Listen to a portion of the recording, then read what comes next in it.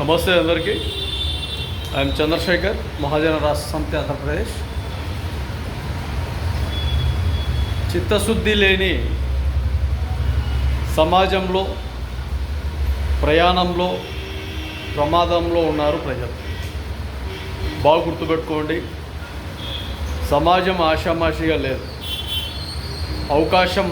అవకాశాల కోసం ఎదురు చూస్తుంది. ఆ అవకాశం చాలా వరకు హీనమానంగా, దుర్మార్గంగా, ఇబ్బందులు గురి చేసే విధంగా,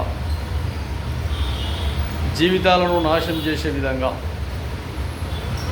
ఎన్నో విధాల ప్రజా సంక్షేమాన్ని ఇబ్బందులు గురి చేసే విధంగా ఉంది. కాబట్టి జాగృతిలో మేల్కొని జాగృతి పదంలో ఉండే విధంగా ప్రజలు ఉండాలి.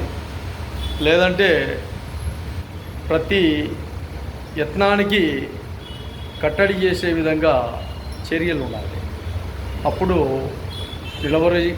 నిలవరించగలం, లేదంటే పూర్తిగా ఎక్కడికక్కడికి తీసేయగలం, లేదంటే ఇబ్బందులు గురవుతాం. బాగా జాగ్రత్తగా ఉండాలి.